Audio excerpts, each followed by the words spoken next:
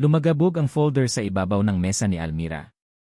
Hindi niya kailangang mag-angat ng tingin para malaman kung kanino iyon galing. Ang bigat ng presensya pa lang nito sa kanyang harapan ay sapat na para manindig ang lahat ng balahibo sa kanyang batok. Miss Reyes, ang malamig na boses ay tumusok sa katahimikan ng buong palapag. I ask for comprehensive report. Not a high school project. May mali sa page 7, paragraph 3. Fix it, Ting. Naramdaman ni Almira, o Ara gaya ng tawag sa kanya, ang pag-init ng kanyang mga pisngi. Naririnig niya ang mga pigil na pagbulungan mula sa mga katabi niyang cubicle. Lahat ng mata, alam niyang nakatuon sa kanya. Dahan-dahan siyang nag-angat ng tingin. Doon, nakatayo si Liam Santillan, ang CEO ng Santillan Group of Companies, ang kanyang demonyong boss. Ang perpekto nitong mukha na parang inukit ng isang maestro ay walang mababakas na anumang emosyon. Tanging ang mga mata nitong kasing itim ng gabi ang nangungusap, puno ng pagkainis at kawalang pasensya. Sir, I double-check everything. Mahinang sagot ni Ara, pero pinutol agad nito ang kanyang sasabihin. Apparently, your double-check is not enough. I want it on the desk in an hour. Perfect. Hindi na nito hinintay ang kanyang sagot. Tumalikod na ito at naglakad pabalik sa kanyang glass-walled office, ang kaharian kung saan ito ang nag-isang hari. Napayuko si Ara. Ikinuyom niya ang kanyang mga kamao sa ilalim ng mesa para pigilan ang panginginig. Huminga ka ng malalim, Ara. Huwag kang iyak. Huwag dito. Hindi sa harap nila. Ilang buwan na siyang nagtitiis. Ilang buwan na niyang tinitimpla ang kape nito sa paraang gusto nito, inaayos ang schedule nito na nagbabago-bago kada minuto, at tinitiis ang mga salitang mas matalas pa sa kutsilyo. Ginagawa niya ang lahat ng ito para sa isang dahilan. Nang biglang mag-vibrate ang kanyang cellphone sa ibabaw ng mesa. Napasulyap siya sa screen. Nanay's Hospital. Mabilis niya itong sinagot, pabulong. Hello.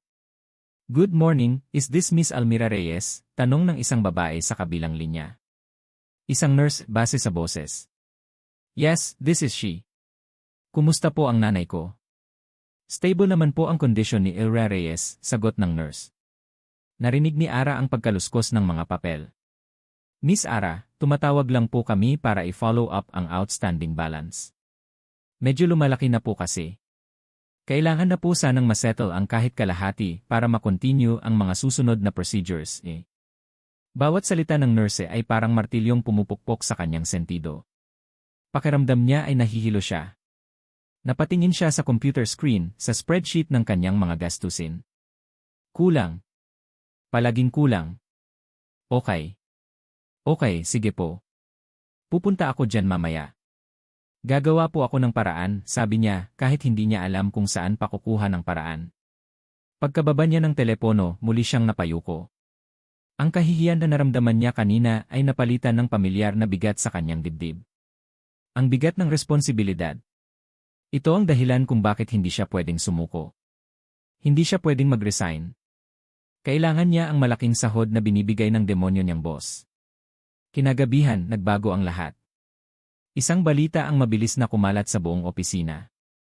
Si Don Ricardo Santillan, ang haligi ng Santillan Group at ama ni Liam, ay pumanaw na. Isang nakabibinging katahimikan ang bumalot sa palapag. Walang nangahas na mag-ingay. Mula sa kanyang cubicle, nakikita ni Ara ang mga executive na papasok at lalabas sa opisina ni Liam. Ang abogado ng pamilya, si Atty. Romero, ang huling pumasok, may dalang isang makapal na sobre. Pagkaraan ng isang oras, lumabas ang lahat na may mabigat na ekspresyon sa mukha. Maliban sa isa. Si Isabel Villaroman, ang maganda at sopistikadang pinsan ni Liam, ay may isang munting ngiti sa kanyang mga labi habang kausap ito sa telepono. Narinig ni Ara ang ibinulong nito bago tuluyang umalis. Kailangan ng tagapagmana sa loob ng 2 taon. Kung hindi, wala siyang makukuha kahit isang kusing. This is perfect. Nanlamig si Ara. Tagapagmana. Lumipas ang ilang oras. Nagsiwian na ang lahat. Siya na lang at ilang security guard ang natira. Inayos na niya ang kanyang mga gamit, handa nang umuwi sa kanyang maliit na apartment, nang biglang tumunog ang intercom. Miss Reyes. LA office. Now. Ang boses ni Liam. Walang emosyon, gaya ng dati. Pero may kakaiba. Isang bagay na hindi niya maipaliwanag. Nanginginig ang mga tuhod na naglakad si Ara papunta sa lungga ng leon. Kumatok siya bago pumasok. Ang opisina ay madilim. Tanging ang ilaw mula sa lamp sa mesa nito ang nagbibigay liwanag. Nakaupo si Liam, nakatalikod sa pinto, nakatingin sa kumikinang na syudad sa labas ng bintana. Ang mamahalin nitong suit jacket ay nakasampay sa likod ng upuan. Nakaluwag na rin ang necktie nito. Sa mesa, may isang bote ng whiskey at isang baso na may lamang alak. "Sir," mahinang tawag ni Ara. Dahan-dahan itong umikot paharap sa kanya. Sa unang pagkakataon, nakita ni Ara ang pagod sa mga mata nito. Ngunit mabilis din itong nawala, napalitan ng pamilyar na lamig. Hindi ito nagsalita. May kinuha itong isang folder sa gilid ng mesa at dahan-dahan itong itinulak papunta sa kanya. Isang kontrata. Napakunot ang noo ni Ara. "Ano po ito, sir?" Sumandal si Liam sa kanyang upuan, pinag-krus ang mga braso sa dibdib. Tinitigan siya nito ng diretsyo sa mata, isang tingin na parang kaya siyang hubaran hanggang sa kanyang kaluluwa. "Alam mo na siguro ang tungkol sa huling habilin ng aking ama," sabi nito, ang boses ay mababa at direkta. "I need and hear. Within 2 years." Napatango lang si Ara, hindi alam kung ano ang dapat sabihin. Ang puso niya ay nagsimulang tumibok ng sobrang bilis. "Kailangan ko ng isang babae na magdadala ng anak ko. Isang babae na hindi hihingi ng pag-ibig, ng commitment, o ng kahit anong komplikasyon. Isang babae na gagawin ang trabaho niya at aalis pagkatapos." Nanlaki ang mga mata ni Ara. Hindi maaari. Mali yata ang pagkakarinig niya. Tumayo si Liam. Naglakad ito palapit sa kanya, bawat hakbang ay mabigat at may otoridad. Huminto ito sa kanyang harapan, napakataas, napakalakas ng presensya. Amoy na amoy niya ang mamahaling pabango nito na may halong whiskey. "I chose you, Miss Reyes," pagpapatuloy nito. "You're hardworking. You're quiet. At higit sa lahat, kailangan mo ng pera." Parang sinampal si Ara sa huling sinabi nito. Ang lahat ng hangin ay nawala sa kanyang mga baga. Binuksan nito ang folder sa harap niya. Nakita niya ang mga numero. Mga numerong hindi niya kayang kitain kahit magtrabaho pa siya sa buong buhay niya. Tumingin muli si Liam sa kanyang mga mata, ang tingin ay kasing lamig ng yelo. 10 milyong piso. Ibigay mo sa akin ang isang tagapagmana at malaya ka nang umalis. Hindi alam ni Almira kung paano siya nakauwi. Ang mga paa niya ay parang may sariling isip, tinahak ang pamilyar na daan mula sa nagkikislapang tour ng Santillan Group pabalik sa kanyang maliit at payak na apartment. Ang mga salita ni Liam Santillan ay umuulit-ulit sa kanyang isipan na parang sirang plaka. 10 milyong piso. Ibigay mo sa akin ang isang tagapagmana. Pagpasok niya sa kanyang kwarto, ang bigat ng katahimikan ay sumalubong sa kanya. Ibinagsak niya ang kanyang sarili sa kama, ang mukha ay nakasubsob sa unan na amoy pagod at murang fabric conditioner. Ang layo sa amoy ng whiskey at mamahaling pabango na naiwan sa kanyang ilong kanina. Walang luha. Masyado siyang nabigla para umiyak. Ang nararamdaman niya ay isang malalim na pagkalito, isang nakabibinging ingay sa kanyang ulo na pinagsamang galit, takot, at kahihiyan. Isang alok. Isang kontrata. Hindi ito isang job promotion. Ito ay isang transaksyon. Ang kanyang katawan, ang kanyang sinapupunan, kapalit ng pera. Bumangon siya at naupo sa gilid ng kama. Ang tingin niya ay napadpad sa isang maliit na picture frame sa ibabaw ng kanyang mesa. Isang lumang litrato. Siya, ang kanyang nakababatang kapatid na si Ben, at ang kanilang ina, nakangiti lahat. Kuha iyon bago pa sila iwan ng kanilang ama, bago pa magkasakit ang kanyang ina, bago pa bumagsak ang buong mundo sa kanyang mga balikat. Hinawakan niya ang litrato. Ang ngiti ng kanyang ina sa larawan ay masigla at puno ng buhay. Ngayon, ang ngiting iyon ay napalitan na ng hirap at sakit. Dignidad o ang buhay ng nanay niya? Karangalan o ang kinabukasan ng kapatid niya? Iyon ang tanong na bumabagabag sa kanya buong gabi. Pabalik-balik siya sa kanyang higaan, pero hindi siya dinalaw ng antok. Sa bawat pagpikit niya, ang malamig na mga mata ni Liam Santillan ang kanyang nakikita. Kinabukasan, walang tulog at mabigat ang katawan, dumiretso siya sa ospital bago pumasok sa opisina.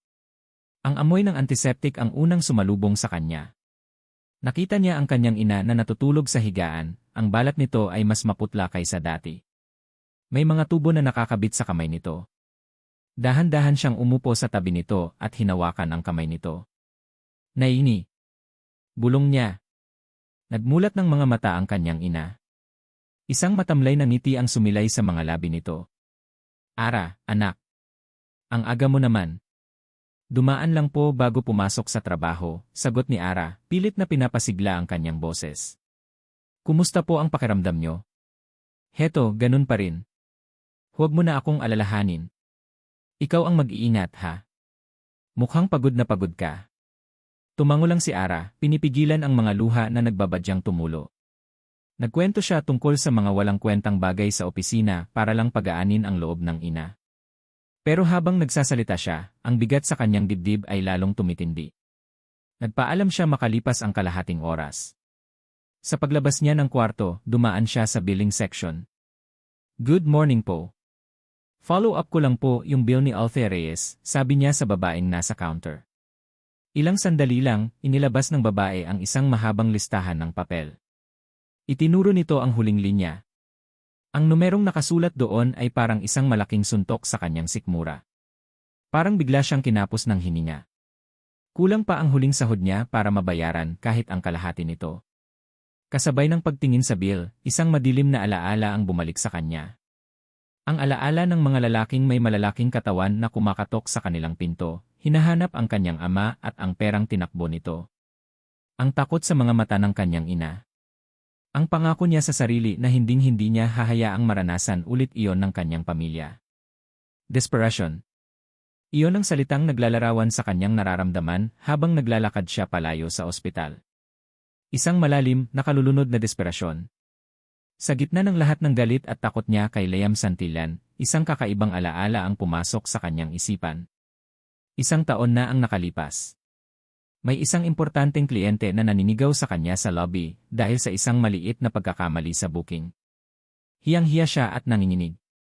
Bigla na lang, lumitaw si Liam mula sa kung saan.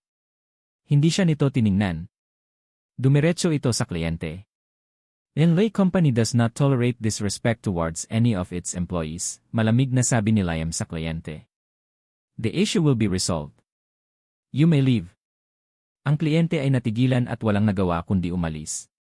Pagkatapos noon, lumingon lang sa kanya si Liam at sinabing, "Focus on your work, Miss Reyes," bago tumalikod at maglakad palayo. Hindi niya kailanman naintindihan kung bakit nito ginawa iyon. Hindi iyon kabaitan. Siguro ay para protektahan ang imahe ng kumpanya. Pero sa sandaling iyon, ipinagtanggol siya nito. Ang demonyo ay nagpakita ng isang pahiwatig na hindi ito purong kasamaan. Iyon ba ay sapat na? Sapat na para pagkatiwalaan siya sa pinakamahalagang bagay sa buhay niya? Hindi. Pero ang 10 milyon iyon ang sagot sa lahat ng kanyang problema. Iyon ang pambayad sa ospital. Iyon ang pampaaral kay Ben, iyon ang magbibigay sa kanila ng bagong simula. Bumalik siya sa Santillan Tower. Bawat hakbang papasok sa building ay parang may nakakabit na tingga sa kanyang mga paa. Ang pagsakay sa elevator papunta sa pinakamataas na palapag ay parang pag-akyat sa isang bitayan. Hindi na siya kumatok. Dahan-dahan niyang binuksan ang pinto ng opisina ni Liam. Nandoon ito, nakaupo sa kanyang trono, nagbabasa ng mga dokumento na parang walang nangyari kagabi. Nag-angat ito ng tingin nang pumasok siya. Ang mga mata nito ay kasing lamig pa rin ng dati. Miss Reyes, sabi nito, na parang inaasahan na talaga ang kanyang pagbabalik. Walang salita, lumapit si Ara sa mesa. Nakapatong pa rin doon ang kontrata. Kinuha niya ang mamahaling pluma na nasa tabi nito. Ang kanyang kamay ay nanginginig ng husto. Nakatingin lang sa kanya si Liam, walang imik, naghihintay. Huminga ng malalim si Ara. Ipinikit niya ang kanyang mga mata. Nakita niya ang mukha ng kanyang ina. Nakita niya ang bill ng ospital. Idinilat niya ang kanyang mga mata at tumingin ng diretsyo kay Liam. Pagkatapos ay ibinaba niya ang kanyang tingin sa kontrata, sa linya kung saan nakalaan ang kanyang pangalan. Itinutok niya ang dulo ng pluma sa papel. Ang pangalan niya. Ang pirma niya. Ang pagsuko niya. Matapos isulat ang kanyang buong pangalan, dahan-dahan niyang ibinaba ang pluma sa mesa. Isang maliit na kalansing ang ginawa nito sa katahimikan ng opisina. Itinulak niya ang kontrata pabalik kay Liam. Hindi siya makatingin dito. Nakayuko lang siya, ang mga mata ay nakatitig sa sahig. Pumapayag na po ako, sir. Narinig niya ang paggalaw ng upuan. Tumayo si Liam.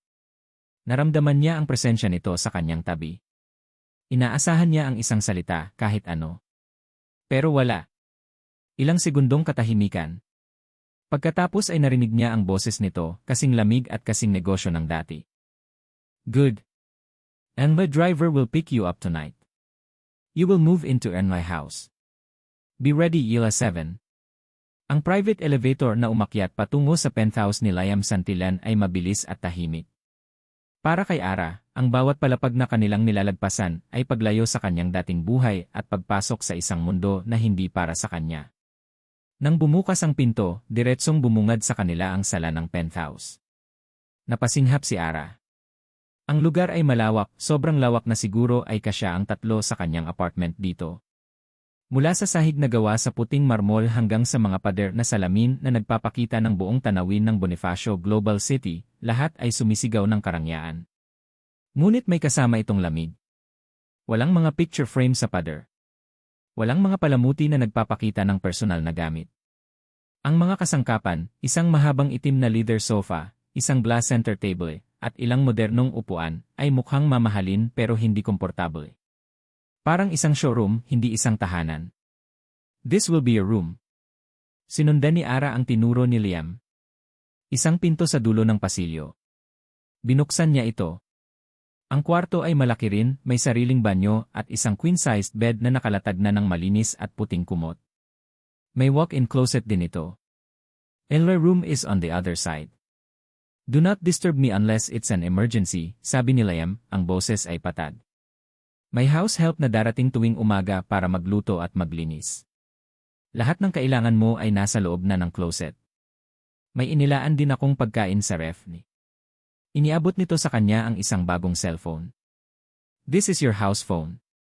Dito lang ako tatawag kung may kailangan ako.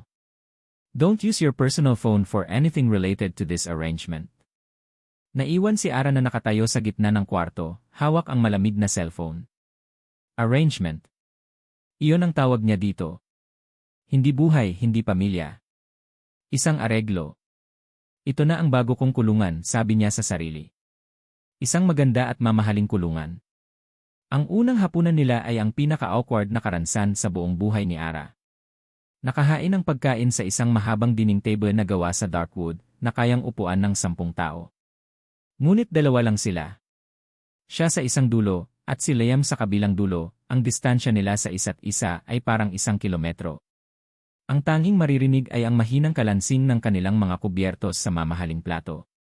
Hindi makatingin ng diretsyo si Ara kay Liam. Itinuon niya ang kanyang buong atensyon sa pagkain sa kanyang plato, pero parang wala itong lasa. Bawat subo niya ay pinipilit niya lang lunukin.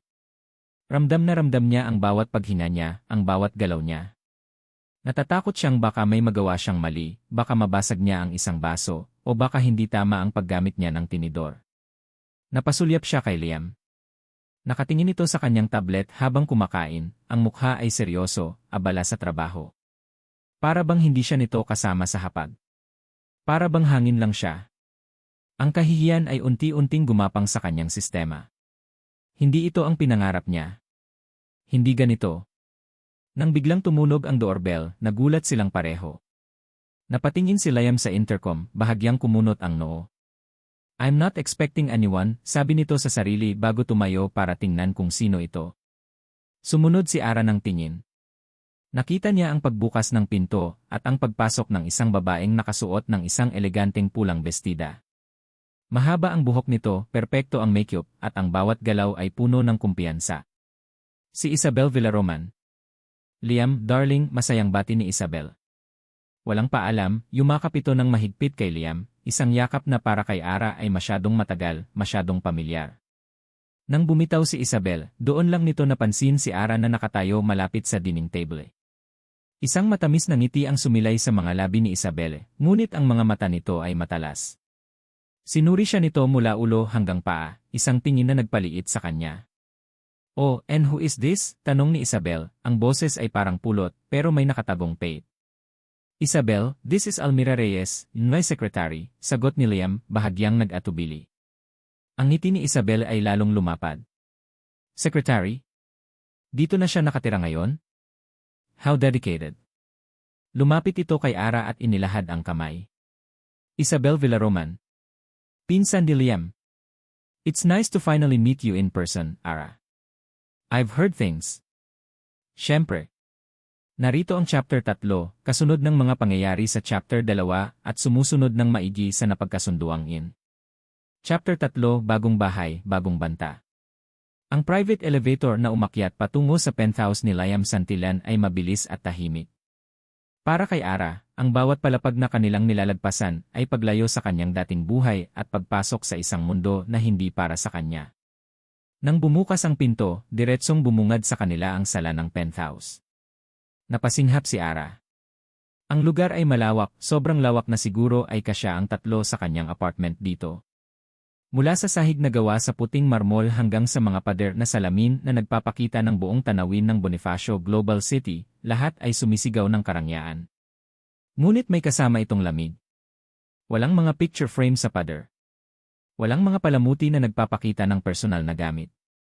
Ang mga kasangkapan, isang mahabang itim na leather sofa, isang glass center table, at ilang modernong upuan, ay mukhang mamahalin pero hindi komportable. Parang isang showroom, hindi isang tahanan. This will be a room. Sinundan ni Ara ang tinuro ni Liam. Isang pinto sa dulo ng pasilyo. Binuksan niya ito. Ang kwarto ay malaki rin, may sariling banyo at isang queen-sized bed na nakalatag na ng malinis at puting kumot. May walk-in closet din ito. The room is on the other side. Do not disturb me unless it's an emergency, sabi ni Liam, ang boses ay patad. May house help na darating tuwing umaga para magluto at maglinis. Lahat ng kailangan mo ay nasa loob na ng closet. May inilaan din akong pagkain sa ref ni. Iniabot nito sa kanya ang isang bagong cellphone. This is your house phone. Dito lang ako tatawag kung may kailangan ako. Don't use your personal phone for anything related to this arrangement. Naiwan si Ara na nakatayo sa gitna ng kwarto, hawak ang malamig na cellphone. Arrangement. Iyon ang tawag niya dito. Hindi buhay, hindi pamilya. Isang areglo. Ito na ang bago kong kulungan, sabi niya sa sarili. Isang maganda at mamahaling kulungan. Ang unang hapunan nila ay ang pinaka-awkward na karansan sa buong buhay ni Ara. Nakahain ng pagkain sa isang mahabang dining table na gawa sa dark wood, na kayang upuan ng 10 tao.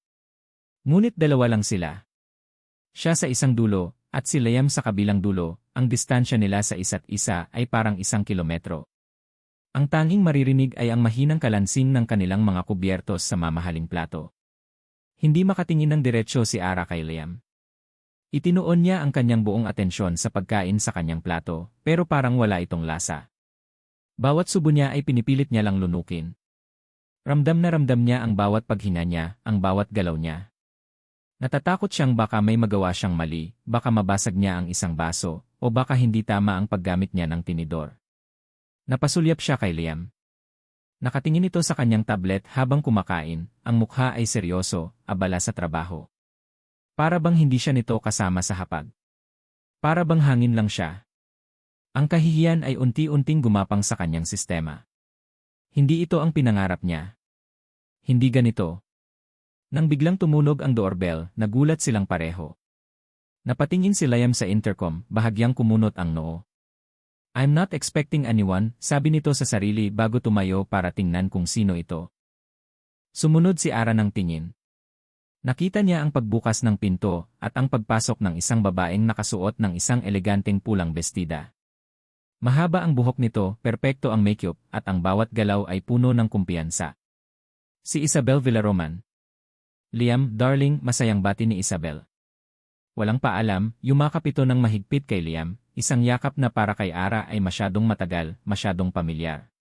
Nang bumitaw si Isabel, doon lang nito napansin si Ara na nakatayo malapit sa dining table. Isang matamis na ngiti ang sumilay sa mga labi ni Isabel, ngunit ang mga mata nito ay matalas. Sinuri siya nito mula ulo hanggang paa, isang tingin na nagpaliit sa kanya. Oh, and who is this? Tanong ni Isabel, ang boses ay parang pulot, pero may nakatagong paid. Isabel, this is Almira Reyes, my secretary, sagot ni Liam, bahagyang nag-atubili. Ang ngiti ni Isabel ay lalong lumapad. Secretary? Dito na siya nakatira ngayon? How dedicated. Lumapit ito kay Ara at inilahad ang kamay. Isabel Villaroman. Pinsan ni Liam. It's nice to finally meet you in person, Ara. I've heard things. Tinanggap ni Ara ang kamay nito. Malamig ito. Nice to meet you too, ma'am. Oh, please call me Isabel, sabi nito, habang pinipisil ng bahagya ang kanyang kamay bago bitawan. We're going to be family, in a way, aren't we? Ang huling salita ay halos pabulong, para lang silang dalawa ang makarinig. Nanindig ang balahibo ni Ara. Alam ba niya? Paano niya nalaman? Isabel, what are you doing here? Tanong ni Liam, ang boses ay may bahid na ng pagkainis. Just visiting my favorite cousin, of course, sagot ni Isabel, binalingan ulit si Liam. I brought some documents from the office that need your signature. And I thought, why not drop Eli and see your new place? Ang tingin nito ay muling bumalik kay Ara, puno ng kahulugan. Ara, you can go to your room, utos ni Liam, hindi inaalis ang tingin kay Isabel. Nakahinga ng maluwag si Ara. Mabilis siyang tumango. Yes, sir. Nagmamadali siyang naglakad papunta sa kanyang kwarto, pero hindi niya mapigilang marinig ang unang bahagi ng usapan nila. So, she's the one, narinig niyang tanong ni Isabel, ang boses ay hindi na matamis. Ang simple naman yata ng taste mo ngayon, Liam. I thought you'd go for someone more refined. It's none of your business, Isabel. Oh, but it is my business. It's the family's business. Is she healthy? Naipacheck mo na ba? You only have 2 years, remember. Napatigil si Ara sa tapat ng pinto ng kanyang kwarto. Ang mga salita ni Isabel ay parang mga dagang gumagapang sa kanyang balat. Parang isang produkto. Isang kabayo na sinusuri bago bilhin. Isinara niya ang pinto ng marahan pero hindi niya ito isinara ng tuluyan. Sumilip siya sa maliit na siwang. Nakita niya si Isabel na umupo sa sofa na parang reyna, habang si Liam ay nakatayo, nakapamiwang, ang likod ay nakaharap sa kanya. Bakit mo siya dinala dito? Sa bahay mo, tanong ulit ni Isabel. Liam, this is a business transaction. You should treat it as such. Don't mix business with pleasure. O baka naman you're actually falling for your little secretary. May halong panunuya sa boses ni Isabel. Hindi sumagot si Liam. Ilang sandaling katahimikan. Pagkatapos ay nagsalita si Isabel, ang boses ay mas malambing na ngayon.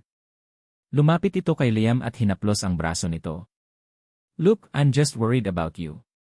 Alam mo naman na ako lang ang kakampi mo sa pamilyang ito. Just be careful. Huminga ng malalim si Liam. I know what I'm doing. I hope so, sabi ni Isabel. Ira the way I saw her file. Ang dami pala niyang utang na iniwan ng tatay niya. At yung nanay niya may malubhang sakit. She must be very desperate. Napasandal si Ara sa pinto. Hiyang-hiya. Alam pala ni Isabel ang lahat. Ginamit nito ang impormasyon laban sa kanya. Ipinaalala nito kay Liam na siya ay isang desperadong babae na nabili ng pera.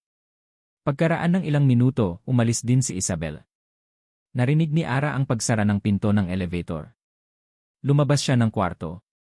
Nakita niya si Liam na nakatayo malapit sa bintana, nakatalikod, hawak ang isang baso ng whiskey. Ang katahimikan sa penthouse ay mas mabigat kaysa kanina. Hindi alam ni Ara kung ano ang sasabihin.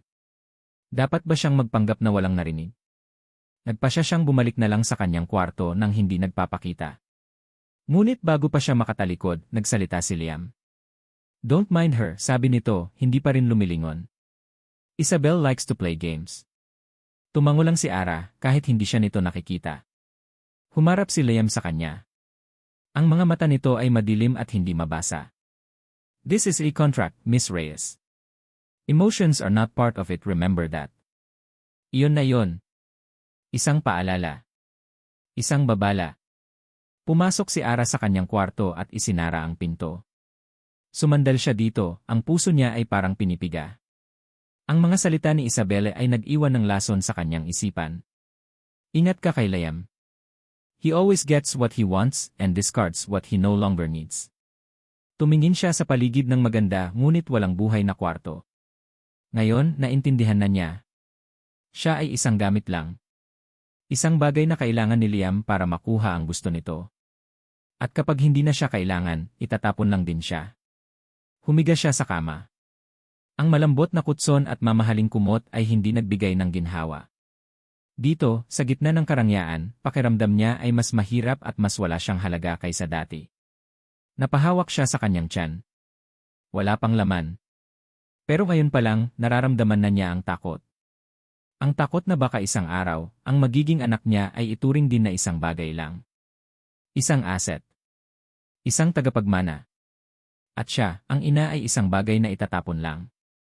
Sa gabing iyon, sa kanyang bagong bahay, sa ilalim ng parehong bubong kasama ang lalaking bumili sa kanya, si Ara ay umiyak ng walang tunog. Nakatayo si Liam sa harap ng salaming pader ng kanyang opisina, hawak ang isang baso ng mamahaling whiskey, ngunit hindi niya malasahan ang lasa nito. Sa ibaba, ang mga ilaw ng syudad ay parang mga diamanteng ikinalat sa isang itim na tela. Dati, ang tanawing ito ay nagbibigay sa kanya ng pakiramdam ng kapangyarihan, ng kontrol. Ngayon, wala itong epekto.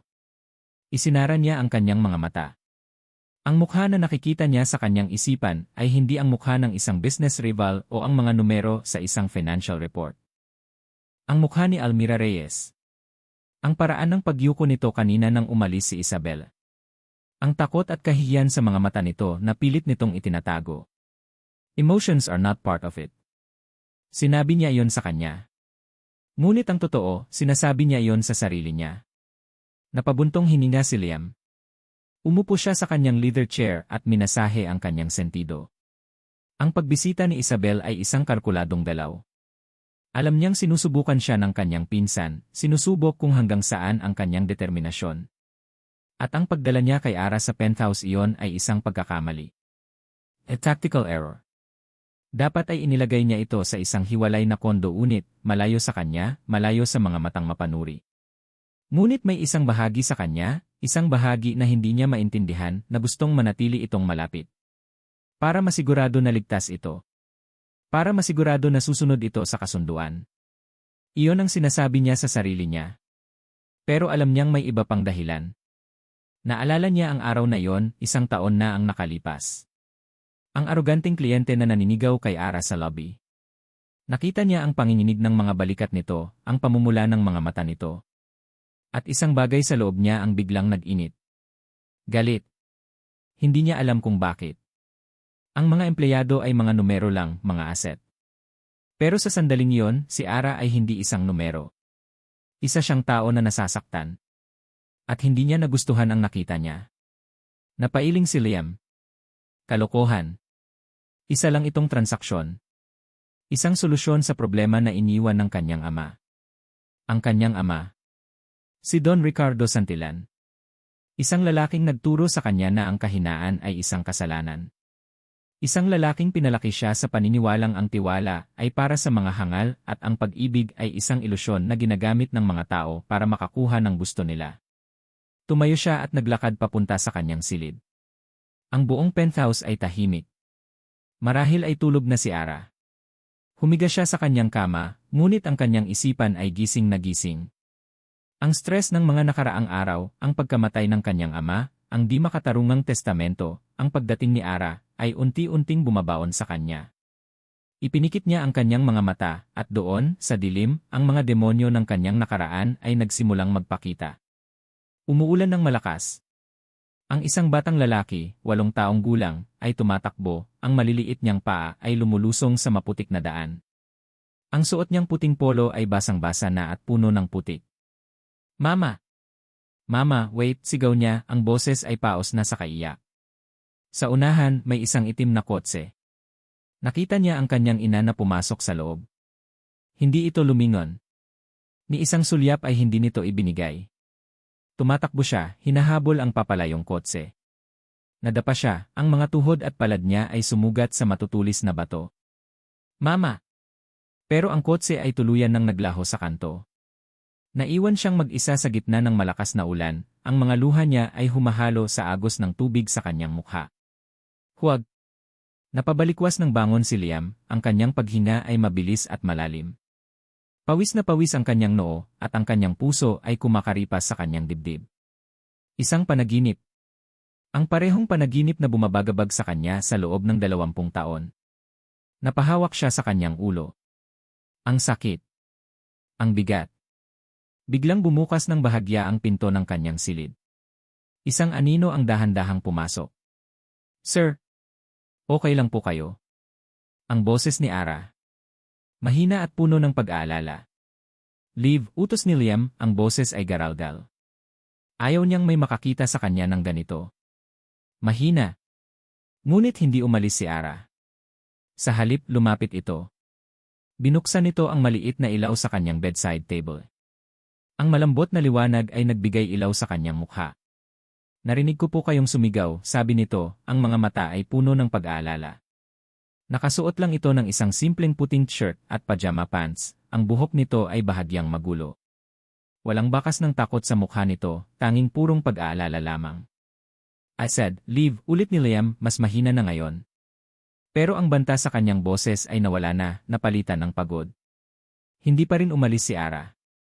Lumabas ito ng kwarto sandali at bumalik na may dalang isang basong tubig at isang maliit na tuwalya. Inilapag nito ang tubig sa mesa. Pawis na pawis po kayo, sir, sabi nito. Dahan-dahan, na parang nagpapaalam, ipinunas nito ang mamasamasang tuwalya sa kanyang noo. Ang ginawa nito ay sobrang simple, pero para kay Liam, parang isang kuryente ang dumaloy sa kanyang buong katawan. Ang pag-aalaga. Ilang taon na ba mula nang may gumawa sa kanya nito? Ang kanyang yaya, noong bata pa siya.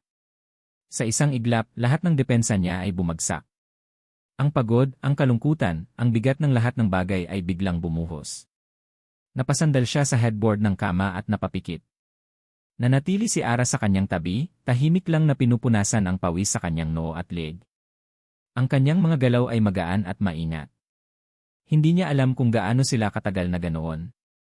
Ang panaginip ay unti-unting nawawala sa kanyang isipan, napapalitan ng pakiramdam ng malamig na tuwalya sa kanyang balat at ng banayad na presensya ng babaeng nasa kanyang tabi. Nang imulat niya ang kanyang mga mata, nakita niyang nakatingin ito sa kanya. Salamat, bulong niya. Ang salita ay parang banyaga sa kanyang mga labi.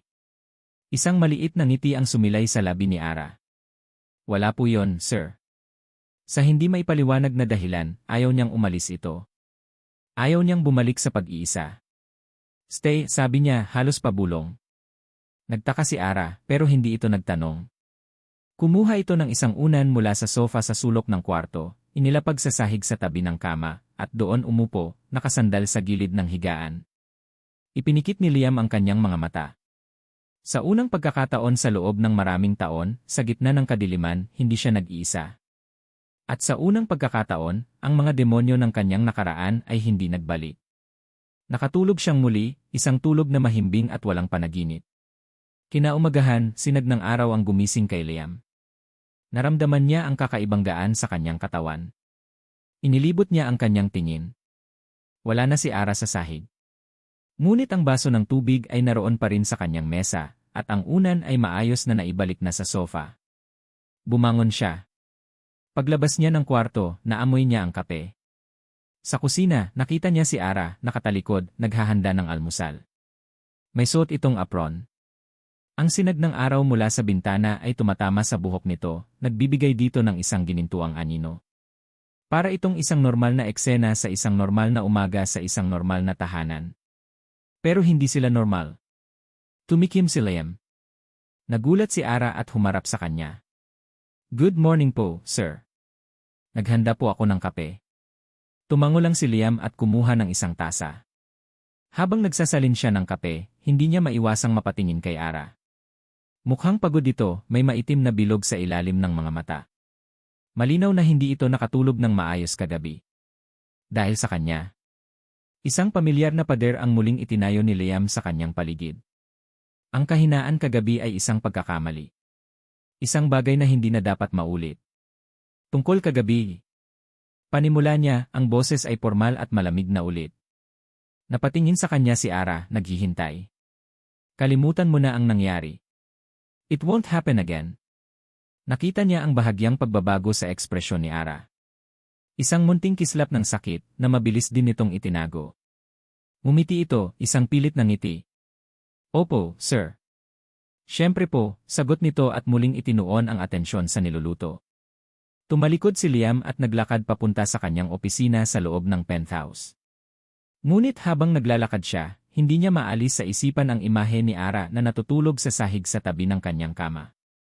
At sa unang pagkakataon, naramdaman niya ang isang bagay na mas komplikado pa sa galit o pagod. Pagsisisi. Lumipas ang ilang araw. Isang kakaibang katahimikan ang namayani sa penthouse. Hindi na ito ang malamig at nakakabinging katahimikan ng mga unang araw. Ngayon, may halong hiya at pag-iwas. Mula nang mangyari ang gabing iyon sa kwarto ni Liam, naramdaman ni Ara ang bahagyang pagbabago. Hindi na siya nito sinusungitan. Minsan, nahuhuli niya itong nakatingin sa kanya habang naghahanda siya ng pagkain, pero mabilis din itong umiiwas ng tingin kapag napansin niyang nakatingin din siya. Ang mga maliliit na bagay na ito ay nagbigay kay Ara ng isang kakarampot na pag-asa. Kalimutan mo na ang nangyari. Iyon ang sinabi ni Liam. Pero hindi niya makalimutan. Hindi niya makalimutan ang hitsura nito ng gabing iyon, ang kahinaan, ang takot, ang paraan ng pagbulong nito ng salamat. Sa sandaling iyon, hindi ito ang demonyo niyang boss. Isa itong tao. Isang taong nasasaktan.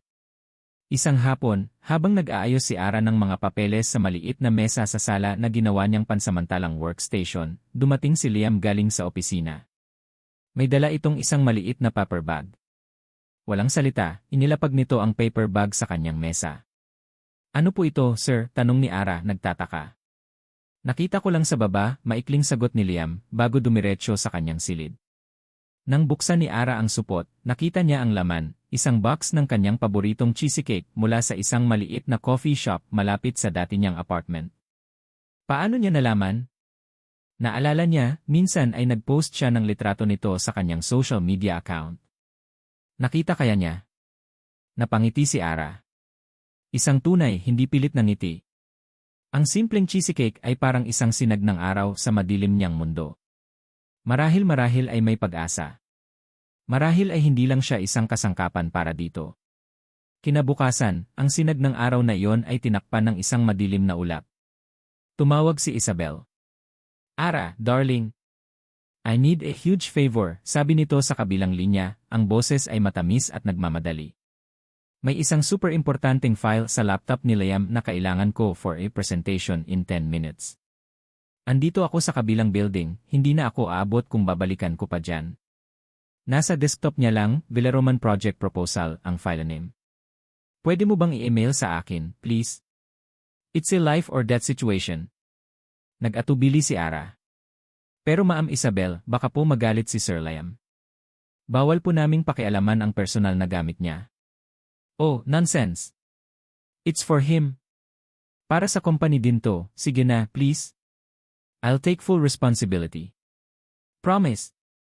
Dahil sa pagpupumilit ni Isabela at sa takot na baka siya pa ang masisi kapag pumalpak ang presentasyon, pumayag na rin si Ara. Pumasok siya sa opisina ni Liam sa loob ng penthouse. Ito ang unang beses na pumasok siya dito ng mag-isa. Ang laptop ni Liam ay nakabuka sa ibabaw ng mesa, naka-sleep mode. Ginigising niya ang laptop nang may kaba sa kanyang dibdib. Lumitaw ang desktop. Mabilis niyang hinanap ang file. Villaroman Project Proposal. Nakita niya ito kaagad. Habang ina-attach niya ang file sa isang bagong email, isang pop-up notification ang lumitaw sa gilid ng screen. Isang bagong email. Hindi niya sinasadyang mabasa ang subject line. Subject, Custody Agreement Draft. Nanlamig ang buong katawan ni Ara. Ang mga daliri niya ay nanigas sa ibabaw ng keyboard. Custody. Agreement. Draft. Ang mga salita ay sumayaw sa harap ng kanyang mga mata. Ang pag-asa na nagsimulang tumubo sa kanyang puso ay biglang nalanta at namatay. Ang isip niya ay sumisigaw, huwag mong basahin. Umalis ka na dyan. Pero ang kanyang katawan ay hindi sumunod. Naklik ng kanyang daliri ang email. Ang nagpadala ay mula sa isang law firm na hindi pamilyar sa kanya. Ang laman ng email ay maikli, ngunit ang bawat salita ay parang isang punyal na tumatark sa kanyang puso. Enra Santillan. Attached is the revised draft of the custody agreement as per your instructions. The terms are now clear. Upon birth, full and sole custody of the child will be transferred to you. The biological mother will relinquish all parental rights in exchange for the final financial settlement. She will have no further contact with the child. Please review and let us know if there are any further changes. Hindi makahinga si Ara. Ang hangin ay parang naubos sa silid. Paulit-ulit niyang binasa ang mga salita. Relinquish all parental rights. No further contact with the child. Ito pala ang plano. Ito pala ang totoong kasunduan. Ang 10 milyon ay hindi lang bayad para sa kanyang sinapupunan. Bayad yon para sa kanyang anak. Bibilhin nito ang kanyang anak. Ang cheesecake. Ang mga tingin na akala niya ay may kahulugan. Ang pag-aalala niya noong gabing iyon. Lahat ay kasinungalingan. Isang paraan para makuha ang tiwala niya. Isang paraan para masiguradong hindi siya papalad. Narinig niya ang tunog ng pagbukas ng pinto ng elevator. Si Liam. Sa isang iglap, na-delete ni Ara ang email sa inbox at mabilis na ipinadala ang file kay Isabel. Isinara niya ang laptop at nagmamadaling lumabas ng opisina, sakto namang papasok si Liam sa sala. Anong ginagawa mo dyan? Tanong ni Liam, napansin ang pamumutla niya. O wala po, sir, sagot ni Ara, nanginginig. Tumawag po si Ma'am Isabel, kailangan daw po ng file. Ipinadala ko na po. Tumango lang si Liam, ngunit napansin nito ang kanyang panginginig. Are you okay?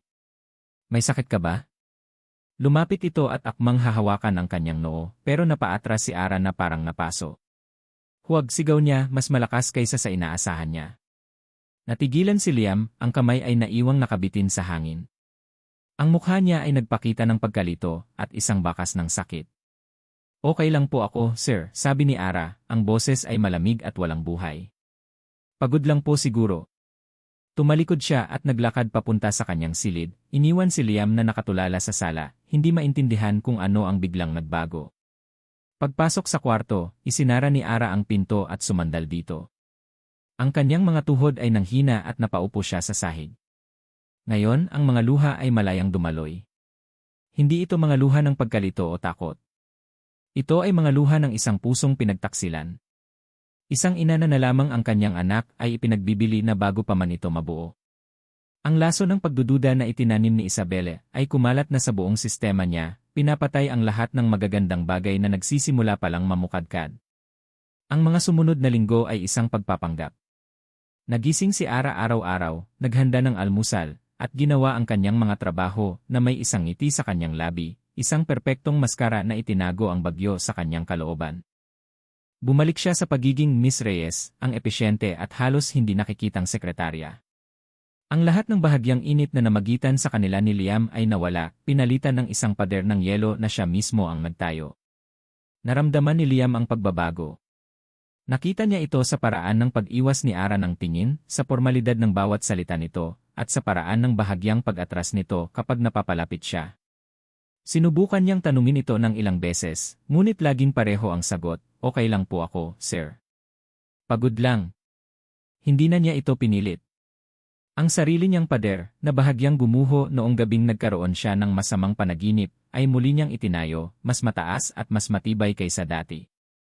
Ngunit may isang bagay na hindi kontrolado ni Ara, isang bagay na hindi kayang itago ng anumang maskara. Isang umaga, habang nagsusuklay siya sa harap ng salamin sa banyo, naramdaman niya ang biglaang pagkahilo. Muntik na siyang matumba, napahawak siya sa lababo para suportahan ang sarili. Nang kasunod nito ang pagduduwal, isang kutob ang biglang pumasok sa kanyang isipan. Kinakabahan, binuksan niya ang kanyang drawer. Nandoon ang isang maliit na kahon na binili niya ilang linggo na ang nakalipas, para lang kung sakali. Isang pregnancy test kit. Nanginginig ang mga kamay na sinunod niya ang mga direksyon. Ang ilang minutong paghihintay ay parang isang habambuhay. Nakatitig lang siya sa maliit na plastic stick, ang puso niya ay dumadagundong sa kanyang dibdib. At pagkatapos, lumitaw sila. 2 guhit. Malinaw. Walang duda. Napaupo si Ara sa sahig ng banyo, ang kamay ay nakatakip sa kanyang bibig para pigilan ang isang hikbi. Buntis siya. Nagdadalang tao siya. Isang alon ng emosyon ang bumuhos sa kanya. Una, isang kakarampot na saya. Isang buhay.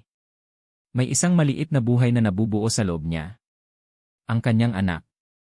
Ngunit ang saya ay mabilis na nilamon ng isang mas malaking alon ng takot. Ang takot na iyon ay may dalang mga salita, relinquish all parental rights. No further contact with the child. Napahawak siya sa kanyang tiyan. Ang anak niya. Ang anak na kukuning parang isang produkto. Ang anak na hindi niya makikita ang paglaki, hindi mayayakap, hindi mahahalikan. Ang saya ay naging pait. Ang milagro ng buhay ay naging isang hatol. Buong araw, lutang ang isip ni Ara. Paulit-ulit niyang tinitingnan ang resulta, umaasa na baka nagkamali lang siya. Ngunit ang dalawang guhit ay naroon pa rin, isang malinaw na paalala ng kanyang sitwasyon. Sasabihin ba niya kay Liam? Iyon ang tamang gawin. Iyon ang nasa kontrata. Ngunit paano niya sasabihin ang isang balita na para sa kanya ay isang milagro, pero para dito ay simula lang ng pag-aari? Kinagabihan, nagpasya siyang harapin ito. Ano man ang mangyari, kailangan nitong malaman. Inipon niya ang lahat ng kanyang lakas ng loob. Nadatnan niya si Liam sa balkonahe, kausap si Isabel sa telepono. Tumayo siya sa likod ng salaming pinto, naghihintay na matapos ito. Akma na sana siyang kakatok nang marinig niya ang sinasabi ni Liam. Yes, Isabel, the plan is proceeding, sabi ni Liam, ang boses ay seryoso. I already spoke with the legal team. We need to secure the asset as soon as possible. No complications. Nanigas si Ara sa kanyang kinatatayuan. Secure the asset. Iyon ba ang tawag niya sa magiging anak nila? Isang e-asset. What about the source? Narinig niyang tanong ni Isabel mula sa speakerphone. May problema ba? Isang sandaling katahimikan. Napasulyap si Liam sa direksyon ng sala na parang may nararamdaman pero hindi siya nito nakita. The source will be managed, sagot ni Liam, pinipili ang mga salita. She's been quiet lately. It's better this way. Once the project is delivered, the source will be compensated and terminated according to the agreement.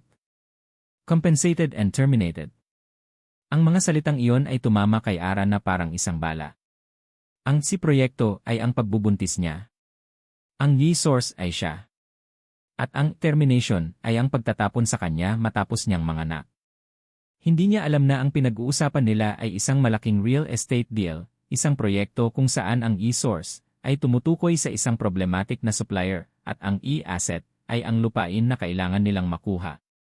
Para kay Ara, sa kanyang takot at pagdududa, ang bawat salita ay tungkol sa kanya at sa kanyang anak. Dahan-dahan siyang umatras, ang mga kamay ay mahigpit na nakahawak sa kanyang tiyan, na para bang pinoprotektahan niya ang maliit na buhay sa loob mula sa mga salitang narinig.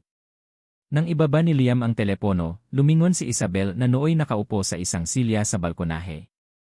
Ang paningin nito ay dumapo sa salaming pinto, sa anino kung saan nakatayo si Ara kanina. Nakita nito si Ara. At sa isang iglap bago tumalikod si Ara, nakita niya ito. Isang ngiti. Isang munti, halos hindi mahahalata, ngunit puno ng tagumpay ng ngiti sa mga labi ni Isabel Villaroman.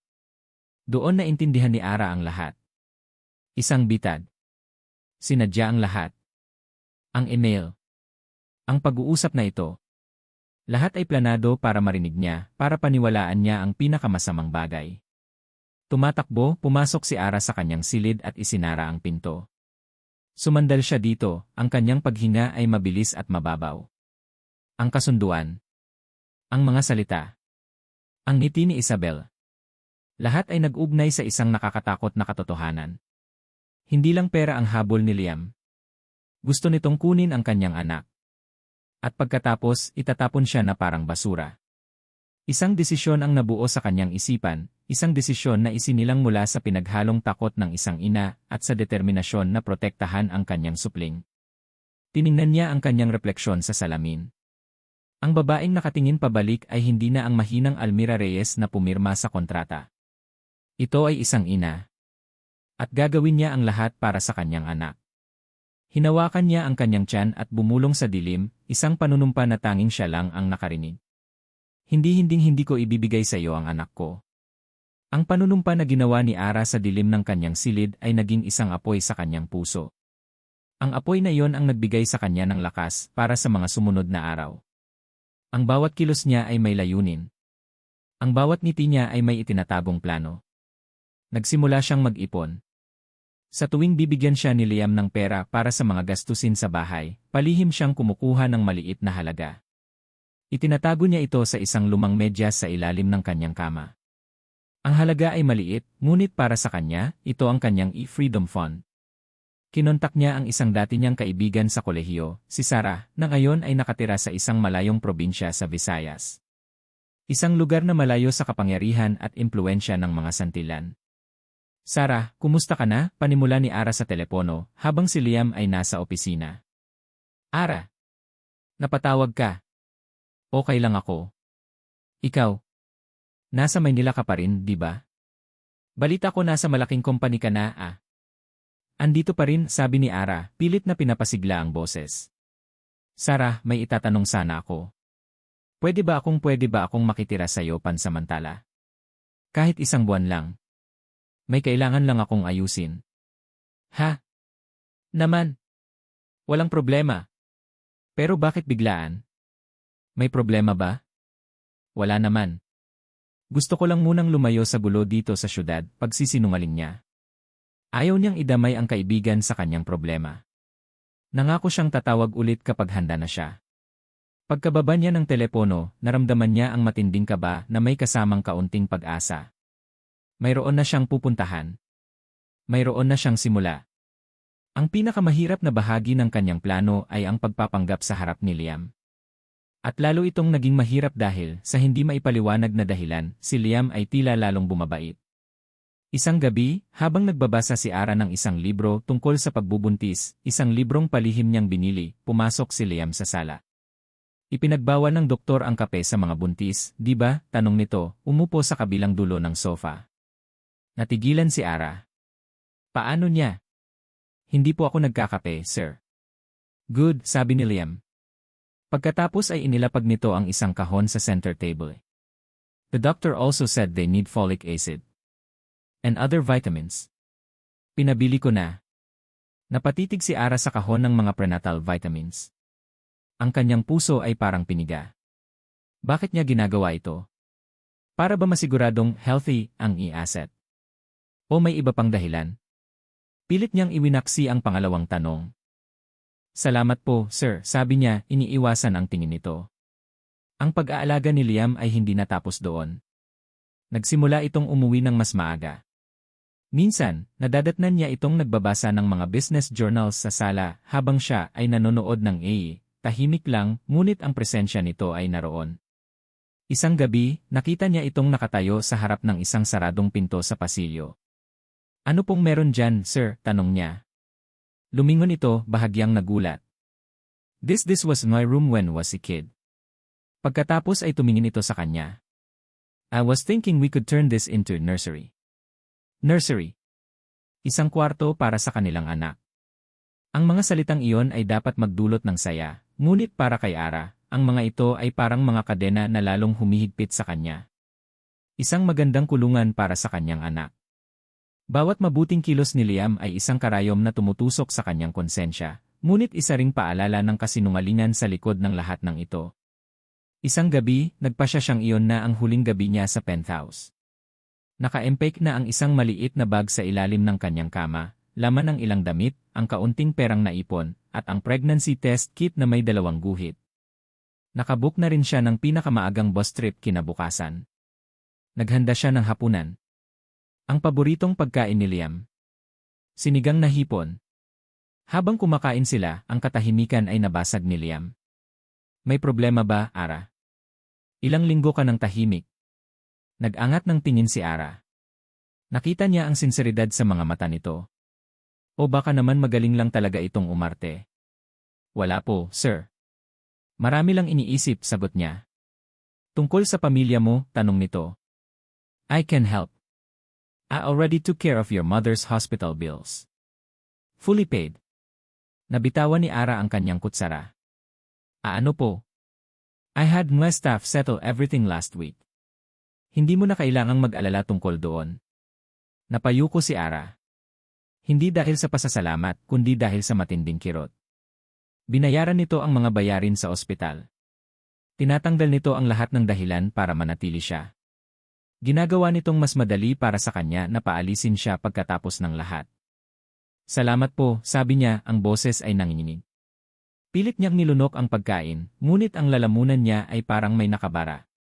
Pagkatapos ng hapunan, habang naghuhugas si Ara ng mga plato, lumapit si Liam sa kusina. Ara, sabi nito. Ito ang unang pagkakataon na tinawag siya nito sa kanyang pangalan nang hindi tunog utos. Humarap siya. Po. Just want to say thank you. For everything. Ang mga mata nito ay seryoso, at sa unang pagkakataon, nakita ni Ara ang isang emosyon na hindi niya pa nakikita dito dati. Vulnerability. Ang puso ni Ara ay nadurog. Isang bahagi sa kanya ang gustong maniwala, ang gustong sumigaw at sabihin ang lahat. Ngunit ang imahe ng email at ang mga salitang terminated ay mas malakas. Ngumiti lang siya. Trabaho ko po yon, sir. Nang gabing iyon, hindi siya makatulog. Hinintay niyang marinig ang pagsara ng pinto ng silid ni Liam. Dahan-dahan siyang bumangon. Kinuha niya ang kanyang bag, sinilip niya ang natutulog na syudad mula sa bintana ng kanyang silid. Ang ganda. Isang magandang kasinungalingan. Nag-iwan siya ng isang maikling sulat sa ibabaw ng kanyang unan. Hindi ito isang sulat ng galit. Isa itong sulat ng pamamaalam. Tiningnan niya ang paligid ng silid sa huling pagkakataon. Hinaplos niya ang kanyang tiyan. Aalis na tayo, anak. Magiging ligtas tayo. Bago siya tuluyang lumabas ng pinto, bumulong siya sa hangin, isang bulong na puno ng sakit at pagsisisi. Patawad, Liam. Isang ngiti ang nasa labi ni Liam habang pauwi siya. Bihira itong mangyari. Ang ngumiti. Ngunit ngayong araw may dahilan siya. Hawak niya sa kanyang kamay ang isang maliit na velvet box. Sa loob nito, isang simpleng kwintas na may pendant ng isang maliit na anghel. Nakita niya ito sa isang jewelry store at bigla niyang naisip si Ara. At ang kanilang anak. Anghel. Iyon ang tingin niya kay Ara nitong mga nakaraang linggo. Tahimik, mapag-alaga, at nagdala ng isang kakaibang kapayapaan sa magulo niyang mundo. Ang kapayapaan na iyon ang nagtulak sa kanya na bayaran ang mga bayarin sa ospital ng ina nito. Hindi dahil parte iyon ng kasunduan, kundi dahil gusto niyang maibsan ang mga alalahanin sa mukha nito. Gusto niyang makita itong ngumiti. Isang tunay na ngiti. Hindi na niya ito tinatawag na asset TOV source sa kanyang isipan. Ang kanilang anak. Iyon na ang tawag niya dito. Nagsisimula na siyang maniwala na marahil ang testamento ng kanyang ama ay hindi isang sumpa, kundi isang biyaya. Pagbukas ng pinto ng elevator, ang pamilyar na amoy ng nilutong pagkain ay hindi sumalubong sa kanya. Katahimikan. Ara, tawag niya habang inilalapag ang kanyang briefcase. Walang sagot. Napakunot ang kanyang noo. Masyado pang maaga para matulog ito. Naglakad siya papunta sa kusina. Malinis ito at walang bakas na may naghanda ng hapunan. Ara, ulit niya, mas malakas na ngayon. Isang malamig na kaba ang nagsimulang gumapang sa kanyang dibdib. Sinilip niya ang silid nito. Ang pinto ay bahagyang nakabukas. Pumasok siya. Ang kama ay maayos na natutupi. Walang magulong gamit. Ngunit ang aparador ay nakabukas at nakita niyang kulang ang ilang mga damit. Doon, sa ibabaw ng unan, nakita niya ang isang nakatuping papel. Ang kanyang puso ay nagsimulang tumibok ng napakabilis. Lumapit siya at kinuha ang sulat. Nanginginig ang kanyang mga kamay habang binubuksan niya ito. Ang sulat kamay ni Ara. Enra Santillan. Salamat po sa lahat. Sa tulong para sa aking ina at sa lahat ng ibinigay niyo. Pero hindi ko po kayang ibigay sa inyo ang hinihingi niyo. Hindi po isang produkto ang anak ko. Hindi siya isang asset na pwede niyong bilhin at angkinin. Tao siya. Dugot laman ko. At hindi ko po kayang mabuhay sa isang mundo kung saan hindi ko siya makakasama. Huwag na po ninyo akong hanapin. Magsisimula kami ng bagong buhay malayo dito. Isang buhay kung saan siya ay magiging anak, hindi isang tagapagmana. Patawad. Almira. Bawat salita ay isang suntok. Ang papel ay nayupi sa kanyang kamay. Hindi totoo ito. Anong asset? Anong produkto? Saan niya nakuha ang mga ideyang iyon? Ang isip niya ay naglakbay pabalik. Ang pag-iwas nito. Ang takot sa mga mata nito. Ang pag-atras nito ng akmang hahawakan niya ito. Ang pag-uusap nila ni Isabel sa telepono. Secure the asset. The source will be terminated. Napapikit si Liam. Ang mga salitang iyon. Narinig niya. Narinig niya ang pag-uusap nila at inakala nitong siya at ang bata ang pinag-uusapan. Hindi. Bulong niya. Ang velvet box na hawak niya ay nahulog mula sa kanyang nanginginig na kamay. Gumawa ito ng isang mahinang kalabog sa sahig. Ngunit para kay Liam, ang tunog ay kasing lakas ng isang pagsabog. Ang mundo niya ay gumuho. Ang kapayapaan na naramdaman niya kanina ay nawala, pinalitan ng isang nakabibinging kawalan. Nawala si Ara. At kasama nitong nawala ang kanilang anak. Sa isang iglap, ang lahat ng kontrol na pinag-ingatan niya sa buong buhay niya ay naglaho. Ang lahat ng emosyon na ikinulong niya sa loob ng napakaraming taon ay sumabog. Hindi. Isang sigaw ang kumawala mula sa kanyang lalamunan, isang sigaw ng galit, ng pagsisisi, ng matinding sakit. Sinuntok niya ang pader ng silid, hindi iniinda ang sakit na gumuhit sa kanyang mga kamao. Sinipa niya ang isang upuan na tumilapon sa kabilang dulo ng kwarto. Parang isang mabangis na hayop na nasugatan, nagwala siya. Ang lahat ng sakit mula sa kanyang nakaraan, ang pag-iwan ng kanyang ina, ang panlalamig ng kanyang ama, ang pag-iisa, lahat ay bumalik at ngayon ay may bagong sakit na humigit pa sa lahat ng iyon. Ang sakit ng pagkawala kay Ara. Doon niya naintindihan. Hindi ang testamento. Hindi ang kumpanya. Si Ara. Siya ang kailangan niya. Siya ang mahal niya. Mahal niya ang babaeng inakala niyang binili lang niya. Napaluhod si Liam sa gitna ng silid, ang mga balikat niya ay nanginginig. Dumating ang kanilang matandang kasambahay, si Lola Flora, na nag-aalalang pumasok dahil sa ingay. Senorito Liam, gulat na sabi nito. Niyakap siya ni Lola Flora, ang babaeng nagsilbing ina sa kanya nang iwan siya ng lahat. At doon, sa mga bisig ng matanda, ang dakilang si Liam Santillan, ang kinatatakutang si, ay humagulgol na parang isang batang nawalan ng lahat. Nawala siya, Lola, nawala sila. Sabi niya sa gitna ng mga hikbi. Pagkaraan ng ilang sandali, pinunasan niya ang kanyang mga luha. Ang kalungkutan ay napalitan ng isang bakal na determinasyon. Tumayo siya, ang mga mata ay namumula ngunit nag-aapoy. Kinuha niya ang kanyang cellphone. Security, sabi niya sa kabilang linya, ang boses ay magaspang at puno ng otoridad. I locked down ang buong building. Check all here. I want to know where Almira Reyes went. I-trace niyo ang lahat ng bus terminals, lahat ng paliparan, lahat ng pier. Gamitin niyo ang lahat ng resources. Lahat. Isinara niya ang tawag. Hanapin niyo siya. Hanapin niyo si Almira Reyes, sigaw niya sa kawalan. Hindi siya papayag na mawala ito. Hahanapin niya ito kahit sa dulo pa ng mundo. Hindi para kunin ang bata, kundi para bawiin ang kanyang pamilya. Para sabihin dito ang totoo na mahal niya ito. Biglang nagring ang kanyang cellphone. Si Attorney Romero. Liam, where are you? Tanong ng abogado. The board meeting is tomorrow morning. Ito na ang final deliberation para sa inheritance. You need to be here. You need to be prepared. Ang mana. Ang kumpanya. Ang lahat ng bagay na dati pinakamahalaga sa kanya. Ngayon, parang wala na itong kwenta. I don't care about the damn inheritance, sagot ni Liam, ang boses ay malamig at puno ng desisyon. Pinatay niya ang tawag. Isa lang ang mahalaga ngayon. Hahanapin niya si Ara. Liam. Ang makina ng kanyang sasakyan ay umuugong, sinasabayan ang kabog ng kanyang dibdib. Hindi pinansin ni Liam ang walang tigil na pagring ng kanyang cellphone. Ang mga pangalan na lumilitaw sa screen, Attorney Romero, mga miyembro ng board, si Isabel, ay mga anino lang mula sa isang buhay na hindi na niya kinikilala. Isang buhay kung saan ang Santillan Group ang sentro ng kanyang mundo. Ngayon, ang mundo niya ay may isang pangalan lang, Almira. Sir, we have a lead, sabi ng hepe ng kanyang security team sa kabilang linya. May isang bus driver na nakakilala sa kanya.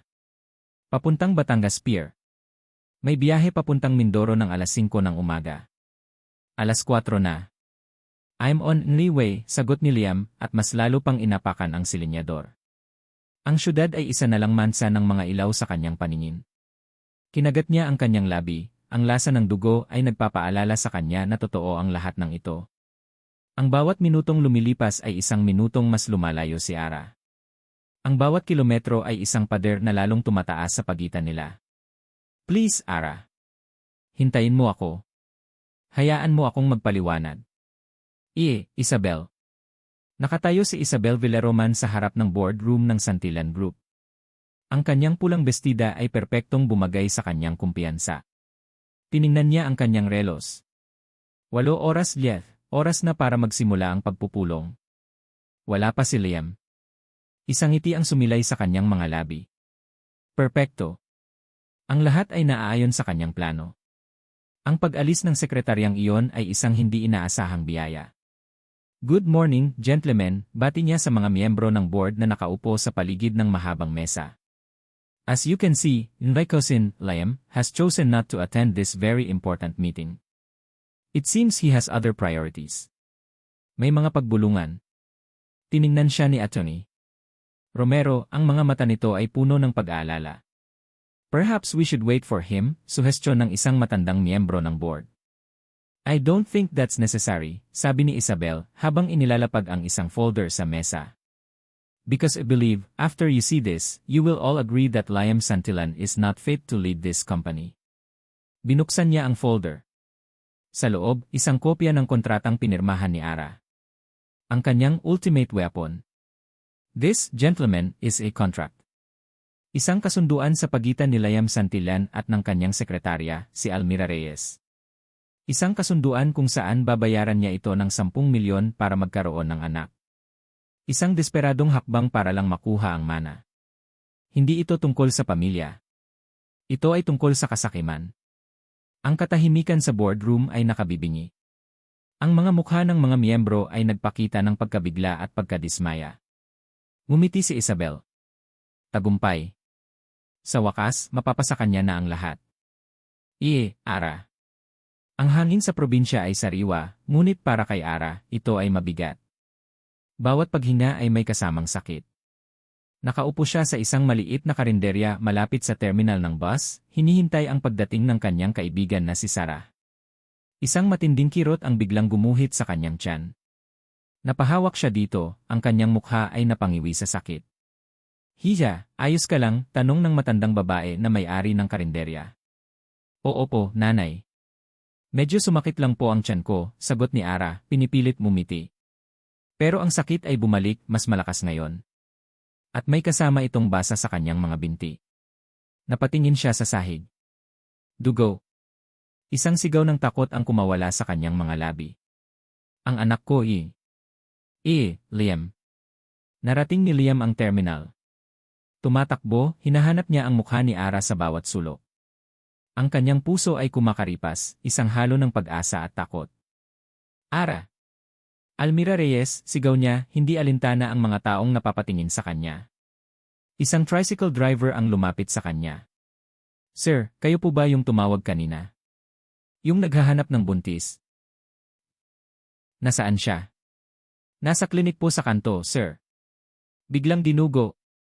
Ang mga salitang iyon ay parang isang kidlat na tumama kay Liam. Tumakbo siya, ang kanyang isip ay blanko maliban sa isang panalangin. Huwag po sana. Huwag ninyong kunin sila sa akin. Ang klinik ay maliit at luma. Nakita niya kaagad si Ara, nakahiga sa isang higaan, ang mukha ay putlang-putla at puno ng luha. Isang nurse ang nag-asikaso sa kanya. Ara! Napatingin si Ara sa kanya. Ang mga mata nito ay puno ng gulat, takot, at galit. Anong ginagawa mo dito? Umalis ka, sigaw nito, pilit na bumabangon. Ara, please, makinig ka sa akin, sabi ni Liam, lumuluhod sa tabi ng higaan. Para ano? Para kunin mo na ang anak ko. Hindi. Kahit mamatay ako, hindi ko siya ibibigay sa'yo. Ang bawat salita ni Ara ay isang punyal sa kanyang puso. Hinawakan niya ang kamay nito. Malamig ito. Mali ang iniisip mo, Ara. Isang pagkakamali ang lahat. Hindi ko gustong kunin ang anak natin. Mahal ko kayo. Tumawa si Ara, isang tawang walang saya, puno ng pait. Mahal? Huwag mo akong lokohin, Liam. Narinig ko kayo ni Isabel. Isa lang akong source na ite-terminate. Isang asset ang anak ko para sa'yo.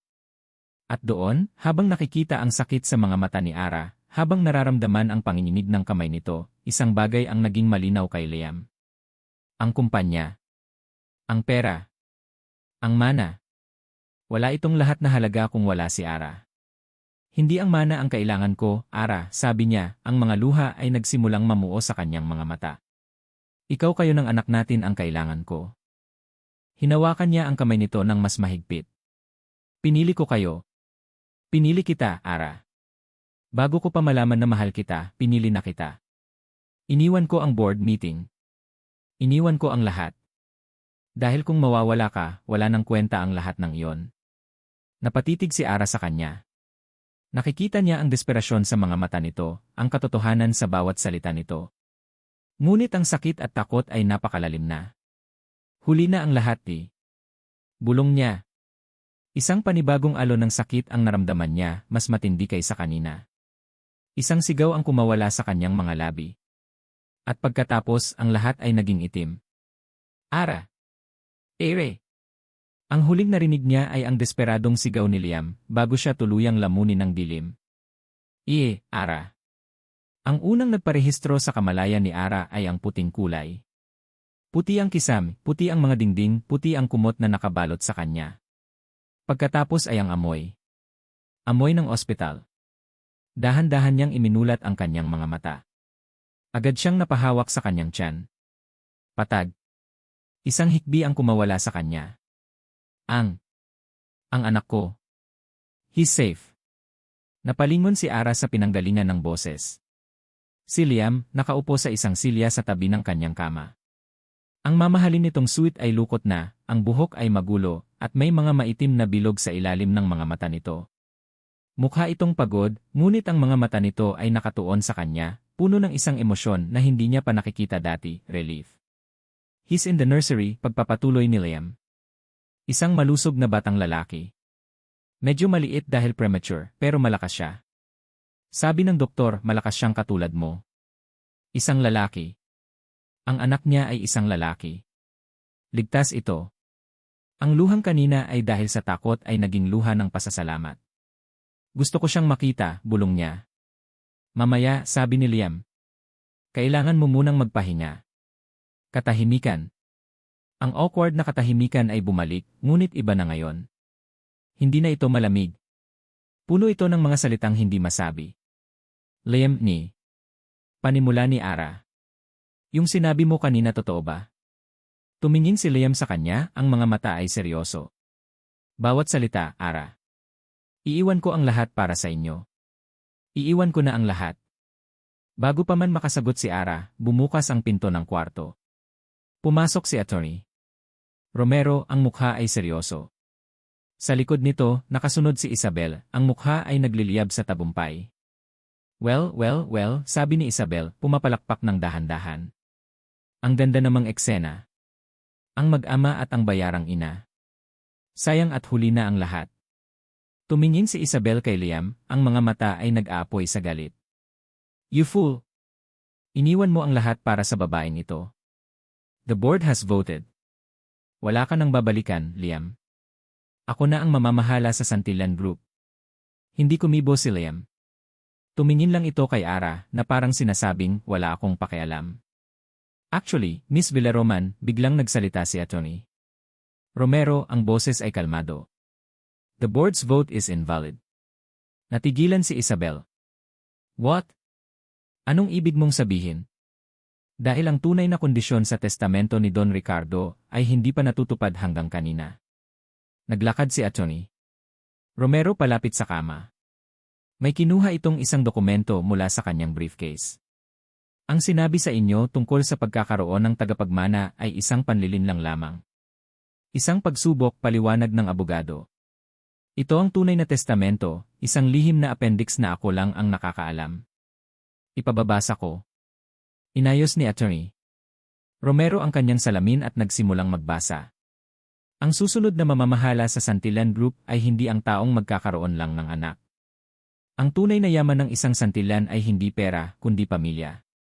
Ang mana ay mapupunta sa aking anak, si Liam, sa oras na mapatunayan niyang nauunawaan na niya ang kahalagahan ng isang tunay, matatag, at nagmamahalang pamilya. Isang pamilyang handa niyang ipaglaban at unahin kaysa sa kahit anong kayamanan o kapangyarihan. Ang lahat sa silid ay natahimik. Ang pag-alis ni Liam sa board meeting para hanapin si Miss Reyes at ang kanilang anak, pagpapatuloy ni Atty. Romero tumingin kay Liam. Ang pagtalikod niya sa bilyon-bilyong piso para sa kanila iyon ang katuparan ng huling habilin ng iyong ama. Congratulations, Liam. Sa'yo na ang Santillan Group. Ang mukha ni Isabel ay nag-iba-iba ng kulay. Pagkabigla. Pagtatanggi. At sa huli, purong galit. Hindi. Hindi totoo yan. Isang daya. Dinaya niyo ako, sigaw niya, bago siya hilahin palabas ng mga security guard na tinawag ng abogado. Naiwan silang tatlo sa katahimikan. Tumingin si Liam kay Ara, ang kanyang mga mata ay puno ng pagsisisi. Ara, patawarin mo ako. Nabulag ako sa ambisyon, sa galit ko sa aking ama. Ginamit kita. Hindi ko sinadyang saktan ka. Patawad din, Liam, sagot ni Ara, ang mga luha ay muling dumaloy. Hindi ako naniwala sa'yo. Hinusgahan kita agad. Lumapit si Liam at umupo sa gilid ng kama. Dahan-dahan niyang hinawakan ang kamay ni Ara. Sa pagkakataong ito, hindi na ito umiwas. Hindi kasinungalingan ang cheesecake, bulong ni Liam. At hindi rin kasinungalingan yung gabing binantayan mo ako. Natakot ako, Ara. Sa unang pagkakataon, may isang taong nakakita sa totoong ako, at natakot akong baka iwanan mo rin ako, katulad ng ginawa ng lahat. Hinawakan ni Ara ang pisngi nito. Hindi na kita iiwan. Kinuha ni Liam ang isang bagay mula sa kanyang bulsa. Ang velvet box. Binuksan niya ito. Sa loob, ang kwintas na may anghel. Para sa'yo, sabi niya. Dahil ikaw ang anghel na nagligtas sa akin mula sa sarili ko. Isinuot niya ang kwintas sa lig ni Ara. Ang malamig na metal ay nagbigay ng init sa kanyang balat. Epilog, makalipas ang 2 taon. Ang tawa ng isang batang lalaki ang pumuno sa isang hardin na puno ng mga bulaklak. Habulin mo ako, Daddy, sigaw ng maliit na bata habang tumatakbo sa damuhan. Mahuhuli rin kita, Rion, sagot ni Liam, tumatawa habang hinahabol ang kanyang anak. Nakaupo si Ara sa isang bench sa ilalim ng isang puno, masayang pinapanood ang kanyang mag-ama. Wala na sila sa malamig na penthouse. Nakatira na sila ngayon sa isang bahay na may hardin, isang bahay na puno ng init at tawanan. Isang tahanan. Si Liam ay hindi na ang demonyong si. Isa na siyang asawa at isang ama. Mas madalas na siyang nakangiti. Ang Santillan Group ay mas lumago sa ilalim ng kanyang pamumuno, isang pamumuno na may puso. Lumapit si Liam kay Ara, karga-karga ang kanilang anak, si Ricardo Rion Almante Santillan. Ipinangalan nila ito sa ama ni Liam at sa apelyido ni Ara bago sila ikasal, isang simbolo ng kanilang pinag-isang mundo. Mahal kita, bulong ni Liam kay Ara, hinalikan ito sa noo. Mahal din kita, sagot ni Ara, nakatingin sa 2 pinakamahalagang lalaki sa kanyang buhay. Ang kanilang pag-ibig ay hindi nagsimula sa isang fairy tale. Nagsimula ito sa isang kontrata, sa sakit, at sa mga kasinungalingan. Ngunit sa huli, natutunan nilang ang tunay na pag-ibig ay hindi isang kasunduan. Ito ay isang pagpapatawad. Isang pagtitiwala. Isang pangako na hahanapin at pipiliin ang isa't isa, paulit-ulit, sa kabila ng lahat. At iyon ang testamentong mas mahalaga kaysa sa kahit anong mana. At dito nagtatapos ang kwento ni Liam at Almira. Maraming salamat, mahal naming tagapakinig, sa inyong walang sawang pagsubaybay sa bawat kabanata ng kanilang paglalakbay. Mula sa mapait na simula hanggang sa matamis na wakas, kasama namin kayo. Habang isinusulat ko ang kwentong ito, naramdaman ko ang bawat sakit, bawat takot, at bawat munting kislap ng pag-asa ni Ara at Liam. Nais kong ibahagi ang isang kwento na hindi lang tungkol sa kilig, kundi tungkol din sa katotohanan na ang pag-ibig ay hindi perpekto. Minsan, ito ay nagsisimula sa pagkakamali. Minsan, kailangan nating masaktan ng husto para matutunan ang tunay na kahulugan ng pagpapatawad at pagtitiwala. Sana, sa kwento ni Liam at Ara, naipadama namin sa inyo na laging may pag-asa. Na kahit sa pinakamadilim na sandali, ang isang tunay na pagmamahal ay kayang maging liwanag. At ang pinakamahalagang testamento sa buhay ay hindi ang kayamanan, kundi ang pamilyang handa nating ipaglaban. Muli, mula sa kaibuturan ng aking puso, maraming salamat. Kung may isang aral o isang eksena na tumatak sa inyong puso, huwag po kayong mag-atubiling ibahagi ito sa comment section. Nais naming marinig ang inyong mga saloobin. Hanggang sa susunod na kwento. Kwentong Pusong Sugatan.